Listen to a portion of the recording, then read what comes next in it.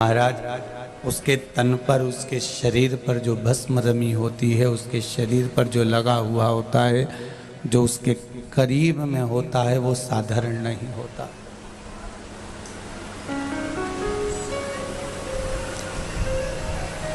जो दिया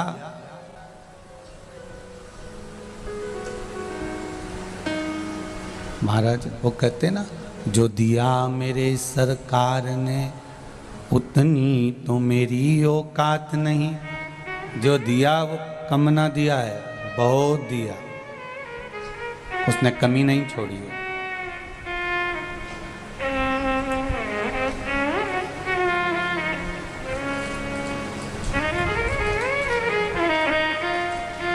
भक्ति और मुक्ति, एक क्षण की अगर भक्ति मिली है तो परमात्मा प्राप्त हो जाता है, और एक क्षण की मुक्ति मिली है तो वो वैकुंठ धाम प्राप्त हो जाता है। भक्ति और मुक्ति समय को नहीं देखती कि 3 घंटा है कि 4 घंटा है कि 5 घंटा है कि 6 घंटा है कि 7 घंटा है। वो भक्ति और मुक्ति का तो एक एक पल, एक एक क्षण, एक एक घड़ी भी भारी होती।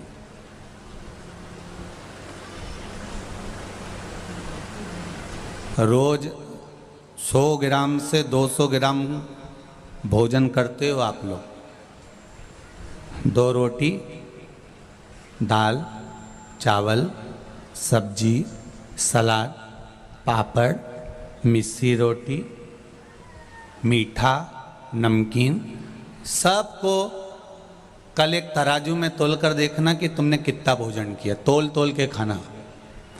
200 ग्राम, 250 ग्राम, 150 ग्राम, 300 ग्राम।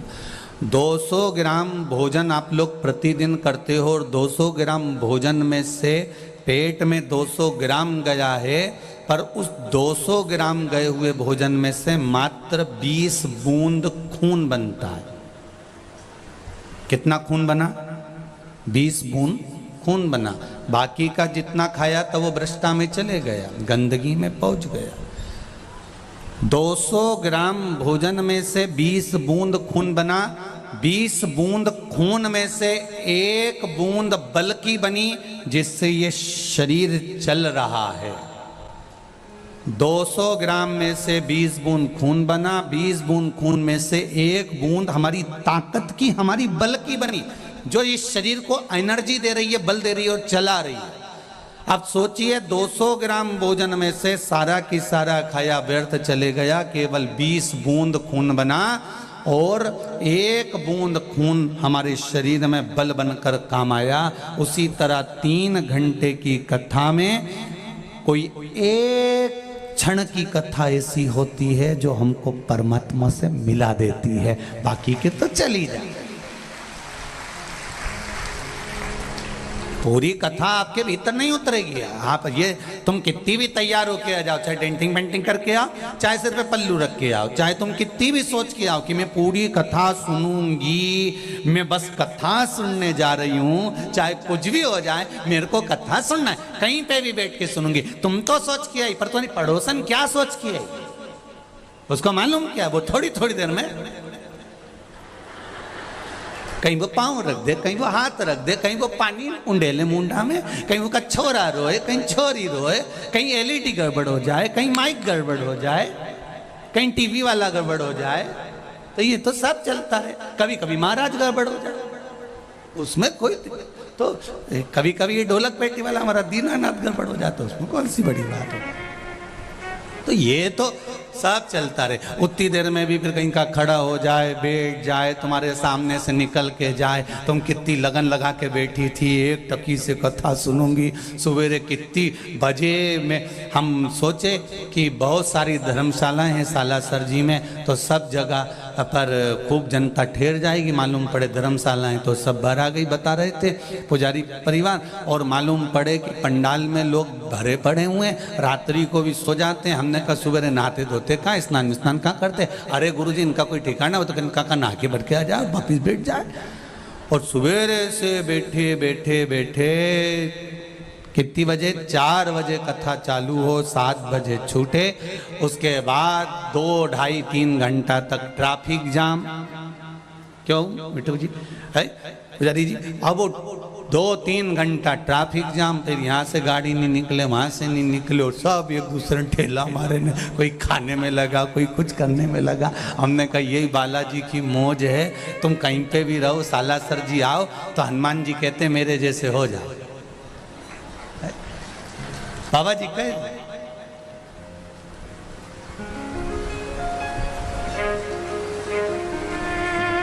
किसी की देखने में नहीं कि बहुत वीआईपी हैं तो हमको वीआईपी जैसे रहना, हमें देखा देखी में तो काम बिगड़ जाता है। एक बार भगवान राम जी अयोध्या में आए और अयोध्या में जब राजा बन गए तो जनक जी महाराज हाथ जोड़ के बोले आज मेरा जमाई राजा बना, आज मेरा दामाद राजा बना, और मेरा दामाद अगर राजा बना है तो मेरा मन है कि जनकपुरी में इनका भोजन होना चाहिए। जब कोई विधायक बनता है, सांसद बनता है, अध्यक्ष बनता है, उपाध्यक्ष बनता है, कोई अच्छा पद उसको मिलता है तो उसको लोग बुला के माला माला पिनाते हैं, खूब रुपट्टा मुपट्टा पिनाए, माला पिनाए, टोपी पिनाए हैं। कारण एक ही रहता है, इसलिए पिनाते हैं क्योंकि 5 साल इसी से काम निकालना।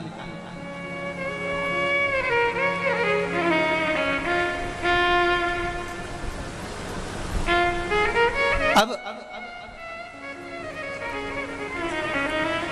हनुमान जी ने राम जी महाराज से जनक जी ने कहा कि आप हमारे यहाँ भोजन करने आओ। जनक जी ने महाराज ने जैसे ही कहा तो राम जी बोले हमें भोजन करने जाने की क्या जरूरत है, पिताजी सब आप ही का। तो नहीं नहीं नहीं जमाई साहब, बेटी को ब्याह कर कर लेकर गए, उसके बाद में एक बार तुम जनकपुरी नहीं आए, 14 वर्ष बन चले गए, उसके बाद आ जाओ, आपको भोजन करने तो आना पड़ेगा। राम जी ने कहा ठीक है। तो इतने में जनक जी बोले अकेले नहीं आओगे, भरत, शत्रुघ्न, मांडवी, उर्मिला, श्रुतकीर्ति, लक्ष्मण सबको लाना। कि ठीक है, अब आओ तो इन सबको लेकर आओ, तो कौशल्या के कई सुमित्रा को भी ले आना, ये भी तो हमारी समधन जी हैं, आए। का ठीक है। इतने में बस विभीषण भी थे, इनको भी ले आना, लंका के राजा। ठीक है। हनुमान जी सामने खड़े थे राम जी के, और हनुमान जी महाराज सामने खड़े होकर हाथ में करताल लेकर नाचने लगे।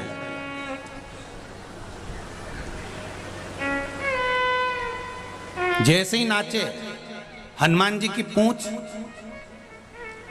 जनक जी को टच हो गई, और जैसे ही जनक जी को टच हुई, जनक जी ने पलट के देखा कि आखिर कौन है जो मुझे बार बार टच कर रहा है। जो देखा तो हनुमान जी थे, तो उन्होंने तुरंत कहा राम जी हनुमान को भी ले आना। हनुमान जी इतने खुश, इतने खुश, इतने खुश। इतने में जितने बंदर खड़े थे सारे के सारे, उनने भी जो नाचना चालू करा। जनक जी ने कहा अब एक काम करना राम जी, इन सब को ले आना। राम जी आधी रात को टेंशन में पड़ गए। रात को हनुमान जी को बुलाया, हनुमान सुनो, हमारी ससुराल में हम पहली बार भोजन करने जा रहे हैं, थोड़ी मर्यादा रखना, अच्छे से भोजन करना, सारे बंदरों को समझा देना कि कोई उत्पात नहीं मचाए। हनुमान जी बोले आप चिंता मत करो प्रभु, जैसे तुम्हारी ससुराल वैसे हमारी ससुराल।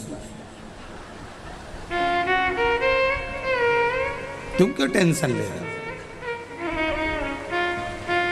हनुमान जी ने जाकर सारे बंदरों की मीटिंग ली अर्जेंट, और मीटिंग में बुलाकर कहा सुनो रे, सब सावधानी रखना, इधर उधर कोई उचकेगा नहीं, सावधानी से खाना, मेरे को देखते रहना, मैं जैसे खाऊं धीरे धीरे वैसे खाना, सब मुझे देखकर चलना कि ठीक है। गड़बड़ एक मत करना क्योंकि राम जी की ससुराल है। सारे बंदर बोले आप चिंता मत करो, राम जी की ससुराल मतलब अपनी ससुराल, हम कोई गड़बड़ नहीं करेंगे। अब चांदी की थाली, सोने के कटोरे, भोजन की तैयारी, यहाँ बैठ गए राम, लक्ष्मण, भरत, शत्रुघ्न, उर्मिला, मांडवी, श्रुतकीर्ति, सब बेटी कौशल्या, कैकेयी, सुमित्रा, विभीषण, सुग्रीव, सब आए। उधर हनुमान जी और सारे वानर बैठ गए, और भोजन परोसने वाले आ गए, पूड़ी, भजिया, पकोड़ा, दाल बाटी, चूरमा, बाफला, मिस्सी रोटी, पापड़, सब आया। और उसके बाद जब भोजन पूरा आया तब फिर बाद में आया लेसुए का अचार, गोंदा का अचार। इधर चलता है गोंदा का अचार, लेसुए का। अब लेसुए का अचार आ गया, गोंदे का अचार। और हनुमान जी ने देखा सारा आइटम तो मैं पहले खा चुका हूं सीता जी के यहाँ, पर ये नया आइटम दिख रहा, सबसे पहले इसी को खाऊंगा। और हनुमान जी ने बस रोटी का टुकड़ा तोड़ा और उन्होंने गोंदे के अचार में लगाया। जैसे ही वह लेसुआ के अचार में, गोंदा के अचार में जैसे ही रोटी का टुकड़ा लगाया, लेसुए की गुठली उचक गई। अब वो गुठली जाती राम जी की थाली में, तो हनुमान जी उठ पड़े, जय जय श्री राम। और जो गुठली पकड़ी, वो पकड़ के जो थाली के पास गिरे तो पूंछ से थाली सारे बंदर उन्हीं को देख रहे थे। ऐसे खाना है।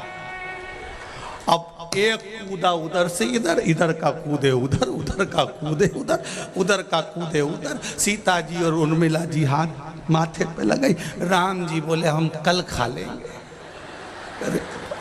अब इनको खा लेने दो।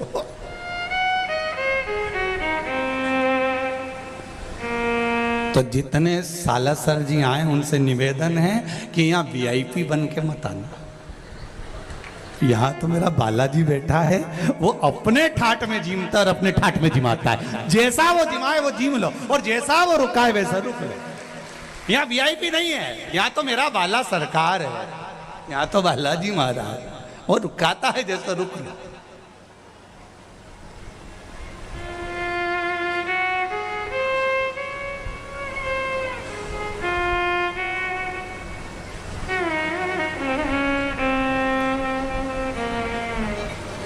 कई साल से राजकुमार जी जायसवाल कई साल से लगे थे सुराना जी। उनका एक ही कहना था, एक बार सालासर जी चलना है मेरे साथ, हमारे साथ एक बार चलना है, एक बार चलना। कई साल से लगे हुए थे। बाबा की कुछ कृपा थी, आपका परिवार कथा का आनंद लिया, रुकना हुआ यहाँ भी वहाँ भी, दोनों जगह का अलमस्त आनंद। 5 दिन हैं, भक्ति के हैं, भजन के हैं। ज़्यादा से ज़्यादा समय तो हम लोग पाठ और पूजन में लगे रहते हैं। जितनी बार भी आप पूछिएगा मंदिर के आदरणीय पुजारी जी से, मिट्टू जी से, तो आप जितनी बार भी पूजेंगे हम अंदर पाठ नहीं रहते। जितना बन सकता है उतना पाठ कर लेते हैं, स्मरण कर लेते हैं। आए हैं तो भजन करो। बड़ी मुश्किल से तो तीर्थ मिलता है, और उस तीर्थ में भी अगर भजन नहीं हो पाया तो जीवन व्यर्थ है। बड़ी मुश्किल से मिलता है। और ये सालासर धाम तो मेरे मोहनदास जी महाराज परम पूज्य 1008 संत श्री मोहनदास जी महाराज की तपोस्थली है, जहाँ के कण कण में बैठकर उन्होंने हनुमान को ढूंढा है। सेवा का अगर कोई क्रम सीखना है तो संत श्री मोहनदास जी महाराज जी से सीखो। छोटी सी अवस्था में उनके पिताजी कहते हैं कि तुम्हारी बहन के यहाँ पर बच्चे छोटे और कोई भी नहीं है, जाओ मोहन तुम कानी बाई के साथ में चले जाओ और उनके परिवार का स्मरण कर कर उनकी देखरेख करना, जाओ। और बहन भी हो तो कानी बाई जैसी, जो अपने मोहन के लिए लड़की ढूंढती है कि मेरे भाई का विवाह करना है, मेरे भाई की शादी करना। पर तप बल मोहनदास जी का कितना प्रबल होगा।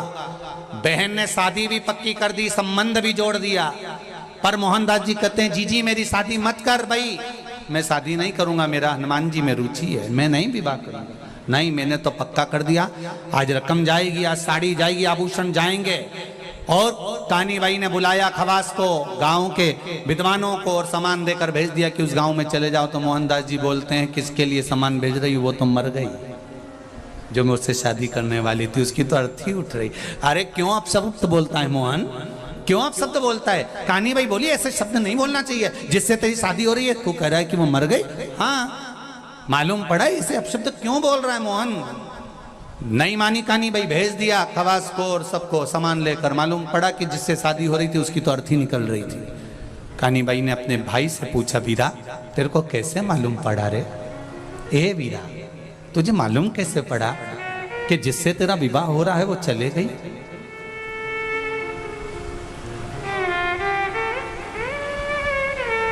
मोहनदास जी कहते हैं, मैं जब श्री हनुमान जी महाराज से कल बात कर रहा था ना, तो मैंने उनको कहा था कि मेरी बहन मेरा विवाह कर रही है।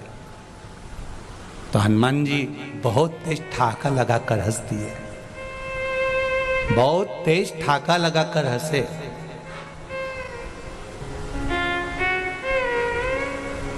मैंने पूछा, सरकार क्यों हंस रहे हो हनुमान जी?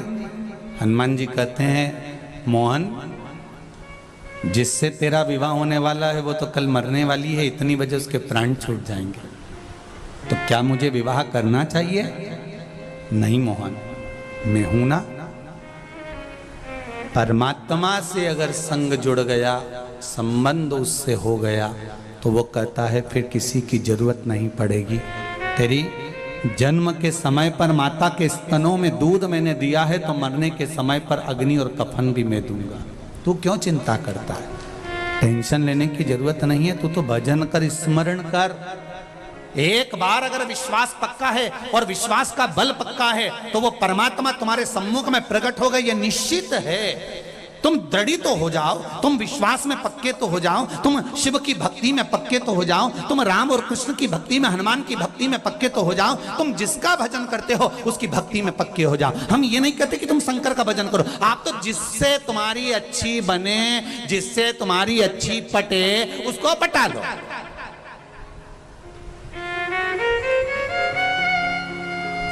हम तुम पर बोझ नहीं थोप रहे कि तुम्हारे पर बोझ है कि तुम शंकर जी को भजना ही पड़ेगा, कि तुम्हें शंकर जी का गुणगान करना ही पड़ेगा। तुम्हारे ऊपर बोझ नहीं है, तुम्हारी अलमस्ती है, तुम्हारे पास में तो बफेट है, तुम जो खाना चाहो खाओ।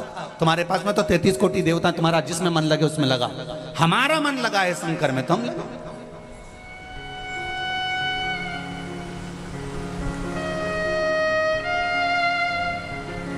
दिल में तो वो छुपा है, भले वो जिभ्या पर। आज एक जायसवाल भवन में आए थे वो महाराज, उनकी आंख में, दोनों पति पत्नी की आंख में आंसू थे और बड़े खुशी भी थी, रो भी रहे थे और हंस भी रहे थे, मुस्कुरा भी रहे हैं और रो भी रहे हैं, आंख में अश्रु भरा हुआ है। कहा, गुरुजी 17 साल का बेटा मर गया, 17 वर्ष का बेटा था।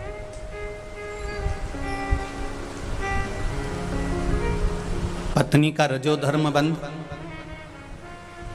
17 साल का युवान के युवान बेटा चले जाए, उस माता पिता की दशा क्या होगी जरा विचार करिएगा।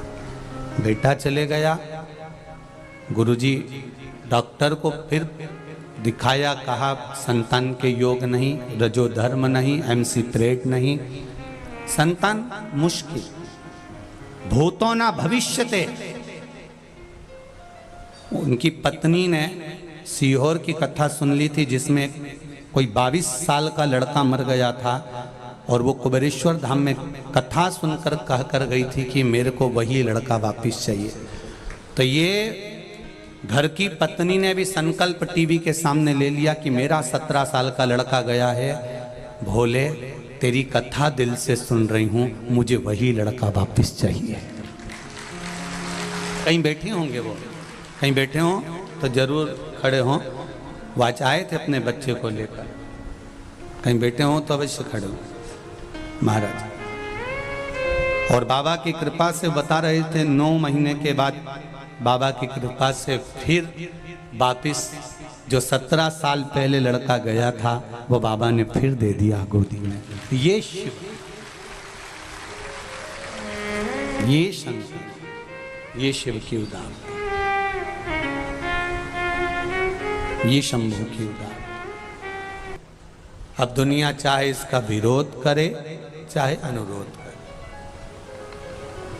ना हमको बहुत संस्कृत आती है, ना बहुत हम विद्वान हैं, हम तो नंबर बन के डोर, हम तो ये मानो। जैसे तुलसीदास जी ने लिख दिया था ना कि मैं तो गवार, मुझे कुछ नहीं आता, ये तो राम जी की कृपा से मैंने रामायण लिख दी, उसी तरह हमें भी कुछ नहीं आता, ये तो शंकर जी की कृपा से शिव पुराण बच गई, बस और कुछ भी नहीं।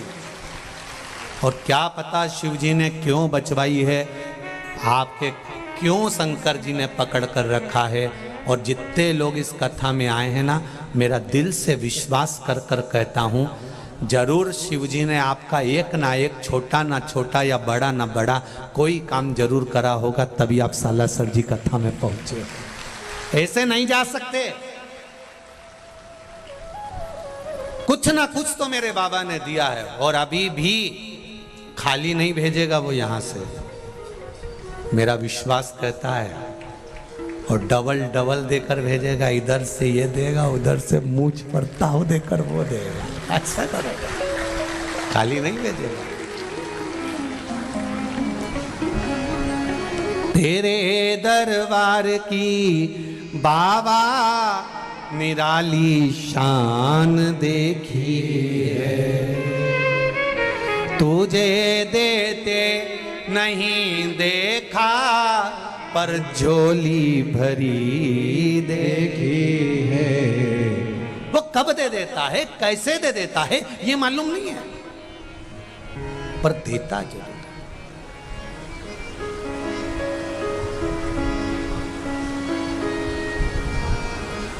वो कहते ना, कब से श्री बालाजी सरकार की, अपने स्थान पर बैठकर भगवान शंकर के मूल मंत्र का स्मरण करें, दिल से उससे कहें कि हम इस कार्य के लिए आए हैं बाबा, हमारा कार्य सफल करना, तेरी कृपा से पहुंचे हैं, मुझे विश्वास है कि तेरा ही सहारा मेरे भोले बाबा, कब से खड़ा हूँ झोली बसा, क्यों न सुने तू मेरे पुकार, तेरा ही सहारा है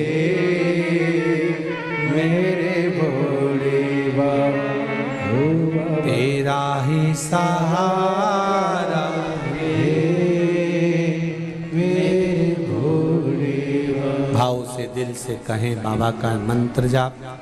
कहते हैं शिव पुराण के सम्मुख में इस मंत्र का स्मरण करना आप भगवान से दिल की बात करने के बराबर है। श्री शिवाय नमस्तुभ्यं, श्री शिवाय नमस्तुभ्यं, श्री शिवाय नमस्तुभ्यं, श्री शिवाय नमस्तुभ्यं,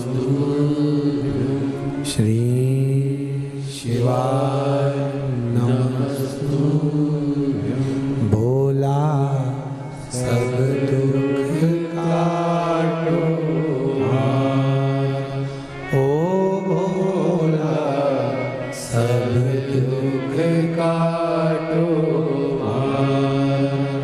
शिव शंकर जपू तेरी माला, भोले बाबा जपू तेरी माला, भोला सब दुख काटो भार, ओ भोला सब दुख काटो भार। दिल से बाबा को कहा, दशरथ जी ने पुकारा, और दशरथ जी जब भगवान शंकर को बार बार बोले, आशुतोष तुम ओघड़ दानी, मेरे मन की अभिलाषा को पूर्ण करो, मेरे बेटे को वन मत भेजो। शिवजी ने राम जी से पूछा, तुम्हारे पिता तुम्हें वन जाने से रोक रहे हैं, तुम्हारा क्या कहना है? राम जी बोलते हैं, स्वामी मुझे वन जाने दो, मुझे जगत का कल्याण करना है। दोनों की बात रह जाए, पर देखा अगर राम वन की ओर जाएंगे तो प्राण छूटेंगे, कुछ करा जाए। राम जी ने कहा, मेरे सम्मुख में अगर मेरे पिता के प्राण जाएं तो ये श्रेष्ठता नहीं है। आप महाकाल हो, काल को जीत सकते हो, इसलिए कुछ समय कृपा करो कि यह काल रुक जाए। करा, किया, रुका काल। जब दुख की घड़ी आए, कष्ट की घड़ी आए, शिव महापुराण की कथा कहती है भगवान दशरथ जी ने भी राम जी का, शिव जी का स्मरण करा था। आप भी करो, करो। समय आया,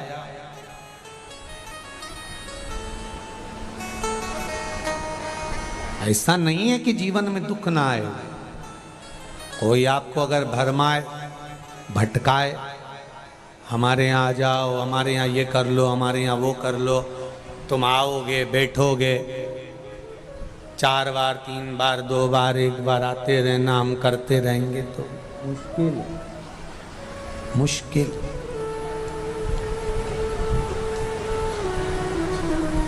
आप हमें पहचानते हो? कभी हम आपसे मिले हैं? कहीं कहीं आपका और हमारा मिलन नहीं हुआ। केवल टीवी के माध्यम से आपने कथा सुनी और दिल से आपने बाबा से मांगा, दिल से मांगा बाबा से, तो बाबा ने दिल से दिया भी, कमी नहीं छोड़ी। उसकी कृपा।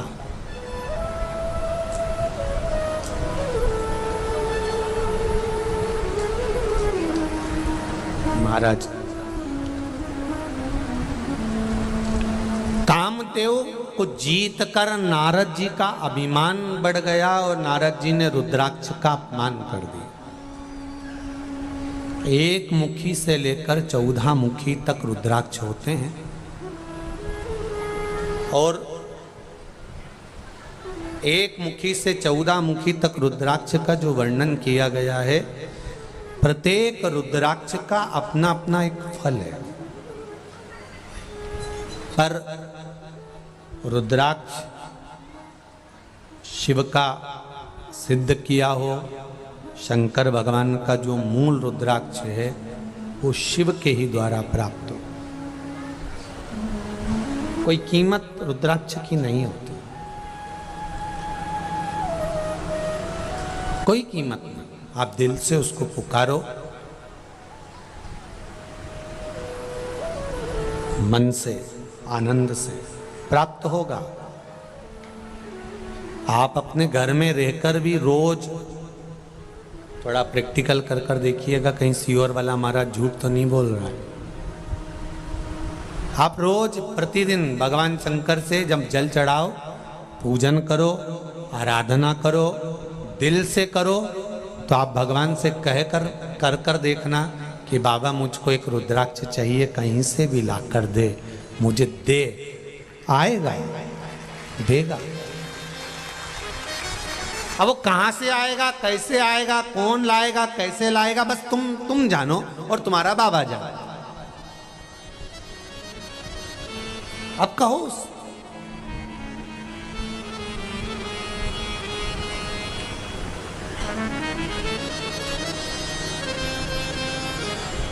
दिल से उसको पुकार, वो सुनेगा। शिव पुराण कह रही है, भगवान शंकर की कथा कर रही है। प्रयास करना। श्राद्ध पक्ष के जो दिन होते हैं और इन दिनों में कई लोग कहते हैं कि ये दिन बुरे होते हैं, इन दिनों में अच्छा कार्य नहीं करते। एक निवेदन करना चाहेंगे, यदि घर में बहुत ज़्यादा मात्रा में बीमारी हो, एक बीमार हो रहा हो, दूसरा ठीक हो रहा हो, दूसरा बीमार हो रहा हो, तीसरा ठीक हो रहा हो, बहुत ज़्यादा बीमारी अगर घर में पकड़ कर रखी हुई है तो प्रयास करिएगा। दुर्वा जानते हो, जो गणेश जी को चढ़ती है, दुर्वा, 7 दुर्वा, उस दुर्वा का जल भगवान शंकर को समर्पित करने का प्रयास करिए। इसी श्राद्ध पक्ष दुर्वा का जल जब हम भगवान शंकर को समर्पित करते हैं श्राद्ध पक्ष के अंतर्गत, पर उसका एक नियम है दुर्वा के जल का, कि घर में अगर बीमारी ज़्यादा है तो जो जल दुर्वा का लेकर जाते हैं वो कलश में जो पानी लेकर जाते हैं तो उस पानी को ले जाने से पहले दुर्वा को उसमें स्पर्श कराया जाता है और फिर शिव जी को चढ़ाकर दुर्वा हटा ली जाती है। दुर्वा शंकर भगवान पर नहीं चढ़ाना है, केवल जल समर्पित करना, दुर्वा को हटाना। अगर बीमारियां बढ़ रही हैं और वो केवल श्राद्ध पक्ष में करें, उसका फल आपको मिलेगा। कर आप शिव जी से स्मरण। अहंकार देवऋषि नारद का तोड़ने के लिए भगवान शंकर ने कह दिया तुम ये बात किसी से नहीं कहना, फिर भी अभिमान अभिमान था। ऐसा नहीं है कि अभिमान नहीं टूटता, टूटता है। माता जानकी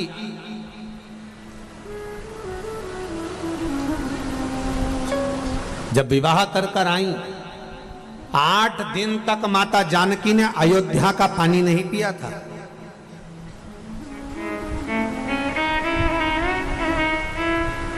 8 दिन तक माता जानकी ने अवधपुरी का जल नहीं पिया, भोजन ग्रहण नहीं करा। क्यों? दशरथ जी ने कहा बहू को कोई बात का बुरा लग गया होगा इसलिए पानी नहीं पी रही हो। पता करिए सीता पानी क्यों नहीं पी रही अयोध्या का, भोजन क्यों नहीं कर रही जानकी अयोध्या का, पता करो जरा। सबने पूछा, सुमंत्र जी ने पूछा नहीं बताया, कौशल्या जी ने पूछा नहीं बताया, माता सुमित्रा जी ने जाकर पूछा बेटा जानकी क्या बात है, कोई बात हो गई क्या? तुम जिस दिन से विवाह कर कर आई हो तुमने अयोध्या का पानी नहीं पिया, भोजन नहीं किया, कोई बात है तो बोलो ना, मन में कोई बात को रखना नहीं, कह दो जो कहना है। मां ऐसी कोई बात नहीं। केकई आई और केकई ने पूछा क्यों जानकी, तुम्हारे चढ़ावे में कोई चीज कम चढ़ी थी क्या, जो तुम यहां अवधपुरी में भोजन नहीं कर रही हो सकता है एक बहू को ज्यादा चढ़ गया हो, दूसरी को कम चढ़ गया हो, तो दूसरी के मन में आ जाता है उसको ज्यादा चढ़ा, मैं क्यों बोलूं? तो हो सकता है तुम्हारे मन में नहीं माँ ऐसी, तो फिर क्या बात है जो तुम अयोध्या का भोजन नहीं कर रही, पानी नहीं पी रही? माँ केवल एक कारण है, मेरे पिता जनक जी कहते थे और मेरे गुरु जी कहते थे जिस घर में भांजे की हत्या हुई हो उस घर का भोजन नहीं किया जाता है, पानी नहीं पिया जाता। केकई ने पूछा तो यहाँ कौन के हाथ से हत्या हो गया? मेरे ससुर भांजे के हत्यारे हैं। ओ केकई ने कानों पर हाथ रखा, पहले अपनी वाणी को विराम दे, शब्द बोलने से पहले सोच ले के सीता क्या शब्द बोल रही हो तुम? अग्नि की तरह बात दशरथ जी के कानों में पहुंच गई और दशरथ जी के कानों में जैसे ही शब्द पहुंचा तो दशरथ जी को वो चरित्र याद आ गया। जा पहुंचा सरयू तीर भरन को नीर विपदि का मारा, जल भरने गया बेचारा, श्रवण पानी को आया था, वो जल में तुम भी डुबोया था, धोखे से मारा बाण कलेजा फाड़ा, जल भरने गया बेचारा। जब बाण लगा श्रवण कुमार नीचे गिरे, दशरथ जी दौड़ कर आए, तब श्रवण कुमार को गोदी में रखा, पूछा कौन हो? श्रवण कुमार दशरथ जी का चेहरा देखते हैं और कहते हैं माँ जी भेद बता देना, पितु मात को नीर पिला देना, मेरे पांव पड़ी जंजीर हुआ अंधियारा, जल भरने गया बेचारा। दशरथ जी ने पूछा श्रवण तुम मुझे मामा कैसे कह सकते हो, मैं तुम्हारा मामा कैसे? श्रवण कुमार ने कहा मेरी माता से मैं रोज पूछता था माँ मेरे मामा कैसे लगते हैं, तो मेरी माँ ने कहा था तेरे मामा के मस्तक पर सूर्यवंश का तिलक है। आज आपके मस्तक पर जो तिलक देखा ना तो उससे पहचान गया कि तुम मेरे मामा हो। ये माथे का तिलक बता देता है कि कौन सी कंपनी के माल हो, कौन सी ब्रांड के हो, ये तिलक बता देता है। 2 सफेद बीच में लाल राम जी वाले, यू मार का तिलक कृष्ण जी वाले, त्रिपुंड लगाया शिव जी वाले, बिंदी लगाई देवी जी वाले, थोड़ा काजल एक काजल की बिंदी लगाई पंडरीनाथ वाले, लाल कुंकू और काजल तो कहा ये हनुमान जी भर, और लंबा खींच दिया तो कहा ये भगवान नारायण। तो यहाँ तो कंपनी में देखी जाती है। और हम आपसे भी कहेंगे जिंदगी में एक बात का स्मरण करो, तुम्हारे गले में कंठी है नहीं है, रुद्राक्ष है नहीं है, तुम्हारे गले में कोई माला पड़ी ना पड़ी, तुम्हारे मुख से मरते समय राम निकला, कृष्ण निकला, शिव निकला, नहीं निकला, वो तुम्हारी मर्जी। पर एक काम चालू कर दो कि मस्तक पर तिलक लगाना, चंदन लगाना, कुंकू लगाना चालू कर दो। क्यों? मरते समय अगर कुछ भी नहीं होगा, प्राण छूटते समय जो दवाई की बोतल होती है उसका ऊपर का लेवल अगर फट भी जाता है तो नीचे एक सील लगी होती है, इससे पहचान में आ जाता है कि कौन सी ब्रांड की दवाई है। तो तुम्हारा भी एक ठप्पा लगा होना चाहिए कि तुम कौन सी ब्रांड के हो। CFL का बल्ब बेकार हो जाता है तो उस पर तारीख लिखी होती है, अगर ये बल्ब बेकार हो जाए तो कंपनी का माल वापिस कंपनी लेगी, दूसरी कंपनी वाला नहीं लेता, कंपनी का माल कंपनी में जाता है। तुम्हारे मस्तक पर त्रिपुंड लगा है और प्राण छूट गए तो शिव की फैक्ट्री में जाओगे, और नारायण का लगा है तो नारायण की फैक्ट्री में, बिंदी लगी है देवी की फैक्ट्री में। तुम जिस कंपनी के माल हो उसी कंपनी में पहुंचोगे, इसलिए तिलक लगाना जरूरी है। तो यहां शास्त्र कह रहा है माँ जी भेद बता देना कि तू मात को नीर पिला दे। मैं तेरा मामा कैसे आपके मस्तक पर तिलक देखा, इसलिए पहचान गया। प्राण छूट गए, हाथ में जल लिया। जल लेकर दशरथ जी जब पहुंचे, क्या देखा, यहां तो मेरी बहन सुहांगी बैठी अपने पति शांतिन मुनि के साथ। दशरथ जी की एक ही बहन थी सुहांगी जो शांतिन मुनि के साथ भी आई थी। श्रवण मेरा भांजा रो पड़े, श्रवण आ गए, आंख का आंसू सुहांगी के चरण पर गिर गया। सुहांगी ने आंसू पर हाथ फेरा तो आवाज लगाकर कहा, ये अश्रु तो मेरे भैया दशरथ का है। भैया तुम्हारा भांजा आता होगा जल लेकर। केवल एक बहन ऐसी होती है जो भाई का चेहरा पढ़ लेती है, केवल बहन एक ऐसी होती है जो भाई का स्वरूप देख लेती है। बहन केवल एक ऐसी होती है, मायके में भाई अगर दुखी है तो बहन भी चैन से नहीं रह पाती है। सुहांगी कह रही है तुम्हारा भांजा आता होगा। दशरथ जी शब्द कहे, शांतिन मुनि ने श्राप दे दिया, मैं पुत्र वियोग में मर रहा हूं तुझे। अश्रु है। सीता गलत नहीं कर रही है कि मेरे ऊपर भांजे की हत्या का दोष लगा है, पर क्या करूं मैं। गुरु विश्वामित्र उस समय पर वहीं थे, क्योंकि विवाह कराकर लेकर आए थे बहू को, केवल गए नहीं थे। गुरु बाबा वशिष्ठ भी वहीं थे, वहीं बुलाया गुरुदेव, मेरे पर से भांजे हत्या का दोष कैसे मिटेगा। गुरुजी ने कहा 1000 ब्राह्मण को एक जगह पर बिठाकर भोजन करा दो, भांजे की हत्या का दोष मिट जाएगा। दशरथ जी ने कैकई से पूछा, बोलो सीता जी को कहो ऐसा करा दें, तब तो वो घर में भोजन करेगी, पानी पिएगी। सीता जी ने कहा मेरे पिताजी ने ये नहीं बताया। कई बहुएं हो ऐसी होती हैं जो मायके के मेथड से चलती हैं। सास बता रही है कि तिल्ली का लड्डू ऐसे बना ले, वो नहीं बनाएगी, उसकी मम्मी ने जो सिखाया वैसे ही बनाएगी, चाहे तुम माथा भड़क लो। वो मायके के मेथड से ही चलेगी, चाहे कुछ भी हो। सीता जी ने कहा मेरे पिताजी ने ऐसा नहीं बताया। तो तेरे पिताजी ने क्या बताया? जानकी जी कहती है मेरे पिताजी ने बताया, कोई ऐसा ब्राह्मण जिसने ना कभी किसी के घर में भोजन किया हो, ना कभी किसी के घर में पानी पिया हो, ना किसी के घर जाकर मुंह झूठा करा हो, ऐसे ब्राह्मण को घर में बिठाकर भोजन करा दीजिए, दक्षिणा देकर विदा कर दीजिए, तो भांजे की हत्या का दोष मिट जाएगा। पूरी अयोध्या में देखा तो ऐसा बामण नहीं मिला। सालासर जी में हो तो भेज दो, जो कभी किसी के घर पानी ना पिया हो, जो कभी किसी के घर में भोजन ना किया हो, जो कभी किसी के घर मुंह झूठा ना करा हो, किसी ने एक अन्न का दाना, चाय, पानी किसी के मुंह पर, अपने मुंह पर किसी के घर का ना लिया, ऐसा ब्राह्मण ढूंढो। कहीं अयोध्या में नहीं मिला। तब दशरथ जी ने पत्र लिखा जनक जी के यहाँ, तुम्हारे यहाँ कोई ऐसा ब्राह्मण हो तो हमारे यहाँ भेज दो, सीता भूखी है, भोजन नहीं कर रही। जनक जी ने पत्र लिखा, पूरी दुनिया में ऐसा बामन नहीं मिलेगा, केवल एक बामन है जो ना किसी के यहाँ खाया ना पानी पिया, उसका नाम लंका का राजा रावण है। केवल एक ही बामन है, उसका नाम लंका का राजा रावण है। क्योंकि इसको कोई ना तो खाने बुलाता है ना पानी पीने बुलाता है, क्योंकि हे बामन पर प्रवृत्ति राक्षस की है। दशरथ जी ने लिखकर भेजा जनक जी को, तो इतना राक्षस प्रवृत्ति का हमारे यहाँ काय को खाने आएगा, कि तुम बोलो तो सही, हो सके कहीं बुद्धि फिर जाए। पत्र लिखा, श्रीमान रावण जी महाराज, आप हमारे यहाँ एक समय भोजन के लिए पधारो।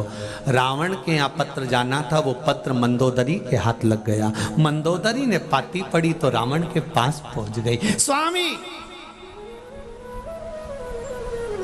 रावण ने पूछा क्या बात है मंदोदरी? मंदोदरी कहती, आप ब्राह्मण कुल में जन्मे, आप ब्राह्मण के घर में जन्मे, पर आपने कभी ब्राह्मण कर्म नहीं करा। रावण कहता है, मैं शंकर जी की आराधना करता हूँ, यह ब्राह्मण कर्म नहीं तो और क्या। मैं कंधे पर जनेऊ पहनता हूँ, यह ब्राह्मण कर्म नहीं तो और क्या। मैं मस्तक पर त्रिपुंड लगाता हूँ, यह ब्राह्मण कर्म नहीं तो और क्या। इसको ब्राह्मण कर्म नहीं कहते। मंदोदरी कहती है, इसको कोई ब्राह्मण कर्म कहते हैं? ब्राह्मण कर्म तो वो होता है जो जजमान के यहाँ भोजन करने जाए, दक्षिणा लेकर आए। और रावण बोला, मेरे जैसे दशानंद को कौन भोजन कराएगा? किसकी बुद्धि मारी गई जो मुझे बुलाएगा? मंदोदरी बोलती है, फालतू की बात करना बंद करो, ब्राह्मण का लक्षण यही है। एक केवल धर्म पत्नी ऐसी होती है जो पति को परमात्मा के दरवाजे भेज देती है, और वो मंदोदरी थी, राम के दरवाजे पर रावण को भेजा है। इसको कहते हैं धर्म पत्नी, और एक होती है पत्नी। अब देखिए दोनों में अंतर है। रावण की मंदोदरी कैसी थी? पत्नी की धर्म पत्नी। बोलो बोलो बोलो, जम के बोलो जरा, धर्म पत्नी। और धृतराष्ट्र की वो पट्टी बांधी हुई गांधारी, वो कौन थी? पत्नी। वो केवल धर्म पत्नी नहीं है। अगर धर्म पत्नी होती और इसको मालूम है कि मेरे पति की आंखें नहीं है और मैं इनसे शादी कर रही हूं, तो आंख खोल के रहती। हमारे यहाँ ऐसा थोड़ी ना नियम है कि पति बीमार पड़ जाए और हॉस्पिटल में भर्ती और उसको बाटल चढ़ रही और धर्म पत्नी जाके के मेरे को भी चढ़ाओ, मैं तो।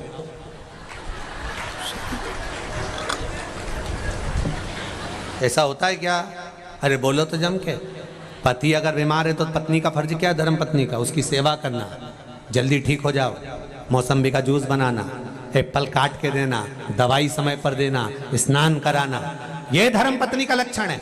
पर पति आंख से अंधे थे तो गांधारी ने भी पट्टी बांध ली, जैसे तुम वैसे हम।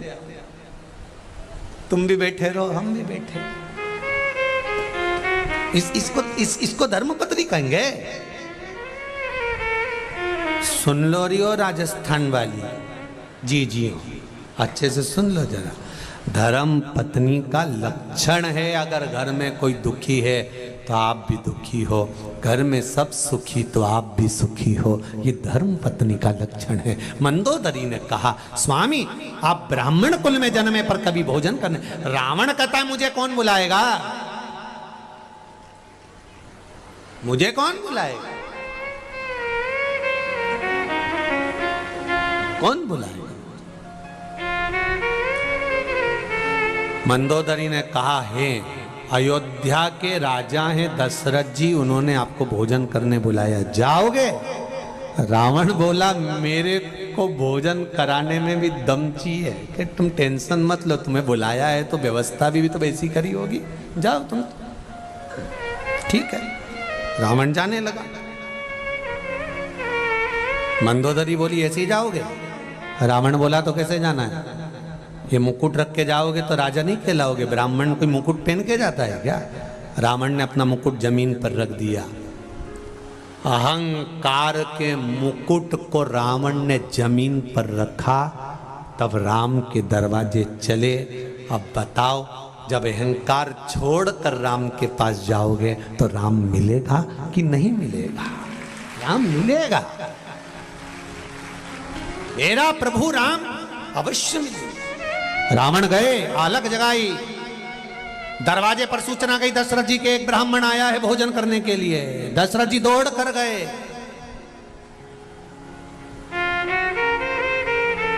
दौड़ कर गए।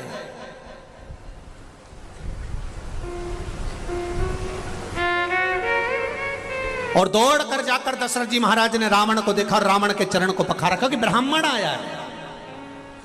अब रावण के चरण को दशरथ जी पखार रहे हैं। जब रावण के चरण को दशरथ जी पखार रहे हैं तो राम जी एक झरोके में से देख रहे हैं कि मेरे पिता रावण के चरण पखार रहे हैं। जैसा पिता करता है बेटा वही की वही कार्य करता है, ये नियम है। एक गुरुजी आने वाले थे और माता पिता ने अपने बच्चों को समझा दिया था, सुनो शाम को गुरुजी आएंगे, प्रणाम करना हो, प्रणाम करना हो। ठीक है, शाम को गुरुजी आए, माँ ने कहा बेटे से चल प्रणाम करनी करना। माँ ने दो धर के दिया, गुरुजी है प्रणाम क्यों नहीं करता। रोने लगा बच्चा, बच्चा रोया। अब जब बच्चा रोया तो पिताजी आए, पिताजी ने कहा बेटा अपने गुरुजी हैं प्रणाम करो। नहीं करना, पिताजी ने भी दो धर के दिए। इतने में गुरुजी ने पूछा काय को मार रहे हो, कि प्रणाम नहीं कर रहा। तो गुरुजी बोले वो नहीं कर रहा तो मत करने दो, कम से कम तुम दोनों तो करो। अब माता पिता ने जैसे झुक के प्रणाम करा, बच्चे ने देखा तो बच्चे ने साष्टांग दंडवत करा, क्योंकि हम बदलेंगे युग बदलेगा, हम सुधरेंगे युग सुधरेगा। उन्होंने प्रणाम करा तो इन्हें पूरा करा। राम जी ने देख लिया दशरथ जी चरण धुला रहे हैं तो मुझे भी चरण धुलाना पड़ेगा। आज दशरथ जी ने धुलाए।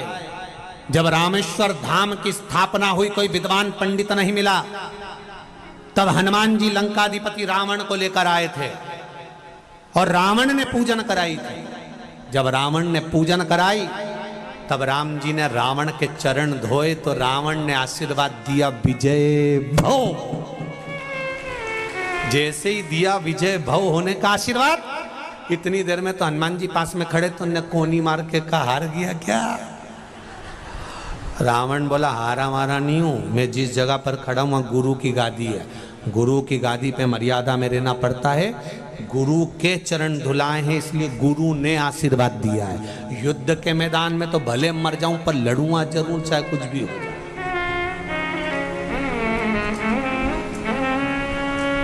लड़ूंगा जरूर चाहे कुछ भी हो। बड़ी मर्यादा रखना पड़ती है साहब। मंदिर में अगर पूजन कर रहे हो और खुद की धर्म पत्नी भी अगर दर्शन करने आई है तो जो आरती पूजन कर रहा होता है, भले वो ब्राह्मण हो, पंडित हो, पुजारी हो, उसको ये स्मरण करना पड़ता है कि यहाँ पर मेरी पत्नी नहीं खड़ी है, एक भगवान बालाजी का दर्शन करने के लिए एक दर्शनार्थी खड़ा है। उसे कोई मतलब नहीं। बेटा भी आया तो दर्शनार्थी है, पत्नी भी आई तो दर्शनार्थी है, पिता है तो दर्शनार्थी है। जब तक वो बालाजी सरकार के पास में है, जब तक वो बाबा के पास में है, जब तक वो परमात्मा के पास में है, तब तक वो बेटा नहीं, तब तक वो पति नहीं, तब तक वो 1008 संत श्री मोहनदास महाराज है। जब तक वो अंदर है तब तक वो परमात्मा का स्वरूप। उसे कोई मतलब नहीं कि तुम कौन हो, उसकी भक्ति। चरण धुलाए, रावण अंदर गए, भोजन करने के लिए पूछा, बोलो ब्राह्मण देवता भोजन बनाएं, भोजन की तैयारी करें, क्या बनाएं आपके लिए। ब्राह्मण से हमेशा पूछ के भोजन बनाना चाहिए, खीर बनाऊं, हलवा बनाऊं, पूड़ी बनाऊं, क्या बनाऊं, बताओ, तुम बताओ, मैं बता दो, बोलो। रावण ने कहा एक शर्त पर भोजन करूंगा। क्या? भोजन अगर सीता बनाएगी तो करूंगा, नहीं तो नहीं करूंगा। अब जाकर सबने सीता जी से कहा जानकी जी भोजन बनाओ। सीता जी बोली मैं भोजन क्यों बनाऊं, अभी तो मेरे हाथ की मेहंदी नहीं छूटी है। ऐसा सुना है पहली बार अगर बहू भोजन बनाती है तो अपने पितरों को जिमाती है, ससुर सास को जिमाती है या पति को जिमाती है। ना तो ये मेरा पित्र है, ना ये मेरा ससुराल और ना ये मेरा कोई, तो मैं भोजन क्यों बनाऊं? विश्वामित्र जी ने कहा, जानकी, ब्राह्मण जब भोजन करता है तो वो घर के पूर्वजों के भाव से करता है, या पितरों को मानकर भोजन कराए बनाइए। सीता जी ने भोजन बनाया, रावण ने भोजन करा। दशरथ जी थाली लेकर आए तिलक करने के लिए, और दक्षिणा मांगो, क्या दूं मैं आपको, लो दक्षिणा मांगिए। रावण कहता, सुनो दशरथ जी महाराज, जिसके कारण मैं भोजन करने आया हूं, जिसने मुझे भोजन बनाकर खिलाया, दक्षिणा भी वो ही देगी, उसको बुलाओ। कौन? बोलो बोलो, जम के बोलो। सीता, बुलाओ उसको। माता जानकी आई, सिर पे पल्लू, हाथ जोड़कर खड़ी है। बोलिए ब्राह्मण देवता, दक्षिणा क्या दूं मैं आपको, बोलो क्या दूं मैं दक्षिणा, बताओ आप क्या दिया जाए। रावण कहते हैं, सीता को देखा ऊपर से नीचे तक और देखकर कहा, जो मांगूंगा सीता वो तुम दे दोगी? सीता जी कहती हैं, बिल्कुल मांगिए, मैं दे दूंगी, मना नहीं, आप मांगो, बोलो बोलो क्या चाहिए। रावण कहता है, फिर सोच लो सीता, दक्षिणा में जो मांगूंगा वो देना पड़ेगा। सीता जी कहती हैं, आप मांगिए, मैं दूंगी, बोलो क्या चाहिए। रावण ने कहा, दक्षिणा में सीता, मुझे मेरी मुक्ति चाहिए। क्या चाहिए? जम के बोलो। दक्षिणा में मुझे मेरी मुक्ति चाहिए। सीता जी बोली, रावण, लंकेश, ब्राह्मण देवता, अगर मेरे पिता जनक जी के यहाँ आते और मैं कुंवारी होती, जो मांगते वो दे देती। अब मेरी शादी हो गई है, मैं ससुराल में हूँ, पति से बिना पूछे कुछ नहीं दे सकती, क्योंकि सीता जी जानती हैं मुक्ति देने वाली मैं नहीं, मुक्ति देने वाला तो राम है, वो दे सकता है। ये सीता जी जानती। सीता जी गई, राम जी के चरणों में जाकर प्रणाम कर कर कहा, स्वामी, दरवाजे पर ब्राह्मण भोजन करने आया है और उसने दक्षिणा में मुक्ति मांगी है, दे दूं? राम जी ने कहा, दे दो सीता, उसे मुक्ति दे दो। सीता जी कहती हैं, स्वामी, आपने तो कह दिया कि दक्षिणा में मुक्ति दे दो, पर आपको मालूम है, जब तक रावण की लंका में भक्ति नहीं जाएगी तब तक रावण को मुक्ति नहीं मिल पाएगी। राम जी कहते हैं, रावण के लिए मैं लंका में भक्ति भेज दूंगा। सीता जी कहती हैं, आप जानते नहीं, आपकी इस अर्धांगिनी का एक नाम भक्ति है। जब तक सीता लंका नहीं जाएगी तब तक रावण को मुक्ति नहीं मिलेगी। राम कहते हैं, तुझे लंका भेज दूंगा, तुझे लंका भेज दूंगा। आवाज पकड़ रहा, तुझे लंका भेज दूंगा, जाओ।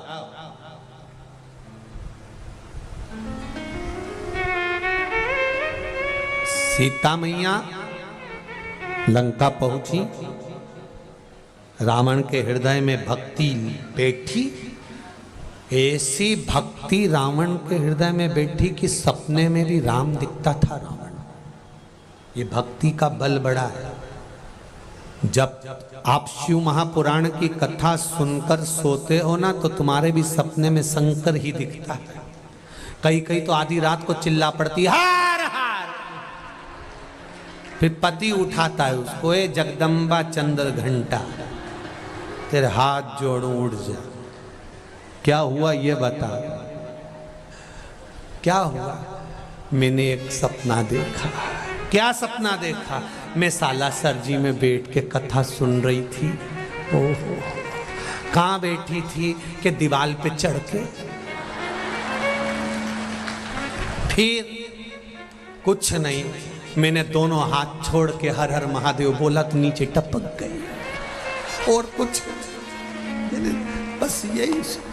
पति बोला, रही हो ए चंद्र घंटा, जरा शांत, तेरे हर हर महादेव बोलने से मेरा बीपी ऊंचा नीचा हो गया। तो चिल्लाई और मेरा बीपी ऊंचा नीचा हो। होता है कभी कभी बहुत।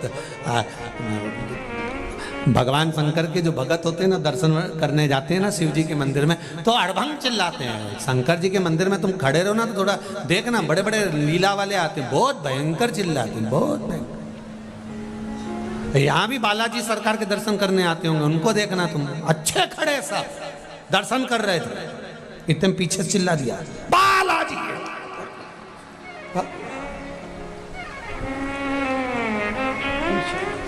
दादा दादा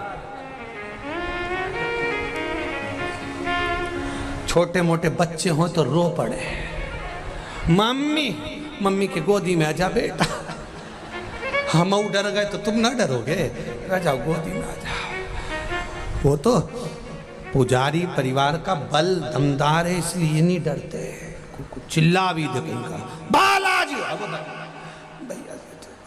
भगत आया है, भगत, सीताराम सीताराम सीताराम सीताराम। शंकर जी के जितने भगत वो चिल्ला पड़े,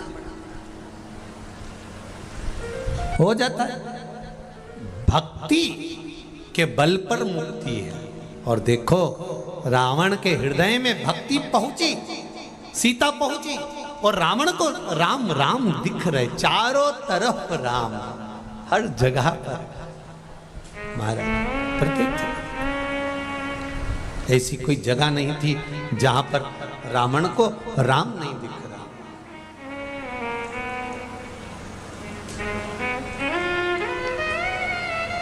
आप हृदय से कहेंगे, वो हृदय से सुनेगा। समय आया, पार्वती मैया का विवाह जो शिव जी से हुआ था, कार्तिकेय षडानंद का प्रागट्य, तारकासुर का वध किया। बैठ जाओ सभी लोग, बैठ जाओ, बैठ जाओ। तारकासुर का वध किया। तारकासुर के 3 बेटे, तारकाक्ष, विदुम्माली और कमलाक्ष, ये 3। शंभु शरणे पड़े मां घड़ी दुख काटो, दया करी मैं दर्शन आपो। तारकासुर के 3 पुत्र, तारकाक्ष, विदुम्माली, कमलाक्ष। भगवान शंकर ने इन तीनों का संहार करा। शिव जी का नाम पशुपति नाथ पड़ा। क्या नाम पड़ा है? जम के बोलो जरा, पशुपति नाथ। पशुपति व्रत आप में से कितने लोगों ने करे? सबने करे? अरे करो करो, बहुत बढ़िया। पशुपति व्रत का नियम है, सुबह के समय पर जाकर भगवान शंकर की आराधना, पूजन करना, अभिषेक आदि करना, उसी पूजन की थाली को वापस लेकर आ जाना, रख लेना। एक समय फलाहार सुबह के समय आराम से कर लो, उसमें जरूरी नहीं कि नमक या मीठा, जैसा फलाहार आप कर सकते हो वैसा करो। शाम के समय पर प्रदोष काल के अंतर्गत या शाम के समय पूजा की थाली में कितने दिए रखते हो? 6 दिए। प्रसाद का हिस्सा घर से 3 करके नहीं जाना है, इकट्ठा लेकर जाना, वहां जाकर 3 करिएगा। प्रथम दिन जब व्रत करो, शिव जी से प्रार्थना करना, मेरी यह कामना है बाबा, आप पूरा करना। मैंने सुना है आप मनोकामना पूर्ण करने वाले। जब संसार में अगर दुख आता है, कष्ट आता है, तो पशुपति अस्त्र का प्रयोग किया जाता है। पशुपति नाथ के उस अस्त्र का प्रयोग किया जाता है। और जब घर में संकट आता है तो पशुपति व्रत किया जाता है। दुनिया के लोग भले कहते हैं कि ये व्रत कहाँ लिखा, सियोर वाला गुरुजी ने मन से चालू करा दिया, पर अगर शिव पुराण अगर दिल से पढ़ोगे तो आप अच्छे से अगर शिव पुराण पढ़ोगे तो उसमें पशुपति व्रत की महत्वता लिखी है। आप दिल से अगर पढ़ोगे, दुनिया के लोग भले कह देते हैं कि ये सियोर वाले महाराज ने नया व्रत चालू करवा दिया, आप उसको पढ़ो तो आप अच्छे से पशुपति व्रत का स्मरण करिए। आप शिव महापुराण को पढ़िए, उसमें लिखा है पशुपति व्रत की विधि। गीता प्रेस गोरखपुर की शिव महापुराण लाओ, उसमें लिखा है पशुपति व्रत विधान विधि। पशुपति अस्त्र की अलग वर्णन है, पशुपति अस्त्र उसका विधान अलग। करो दिल से, शिव मंदिर में थाली लेकर जाओ, पूजन करो, 5 दिए शंकर भगवान के सामने रखो, छठा दिया नीचे रखो पर उसको जलाना नहीं। प्रसाद के 3 भाग कर कर भगवान को भोग लगाओ और उस दिए को जो लगाया नहीं है उसको वापस थाली में रखो, विनती करो। प्रसाद के 2 हिस्से मंदिर में रखो, एक हिस्सा वापस लेकर आओ, शंकर भगवान से प्रार्थना कर कर अपने घर आए। जब घर में प्रवेश करें सीधे हाथ पर दिया लगा दें और पूजन कर भगवान से प्रार्थना कर दिए को लगाकर प्रार्थना करके अंदर की ओर प्रवेश करें। 5 व्रत, कितने व्रत? 5 व्रत। 5वां व्रत जब पूर्ण करें 1 श्रीफल 11 रुपए बाबा को निवेदन कर दिल से बाबा को समर्पित करें। जैसा नियम है वैसा की वैसा ही करें। शाम को जो प्रसाद लेकर आए हो सबसे पहले भोजन करने से पहले प्रसाद का जो हिस्सा है उसी को खाना है, उसी को खाना, प्रसाद के उसी हिस्से को खाना और फिर भोजन ग्रहण करें। प्रसाद में से किसी को भाग नहीं दें, अपना प्रसाद अपने को ही पशुपति व्रत का पाना। ऐसा भगवान शंकर का स्मरण हुआ। आगे वर्णन आया है, सुंदर भगवान श्री गणेश जी महाराज का प्रागट्य हुआ है। माता पार्वती श्री गणेश जी को लेकर पधार रही हैं, जोरदार ताली बजाकर स्वागत करेंगे भाव भक्ति से। आज कथा का तृतीय दिवस यहाँ विराम की ओर ले रहा है। कल कथा का चतुर्थ दिवस रहेगा, चौथा दिन भाव भक्ति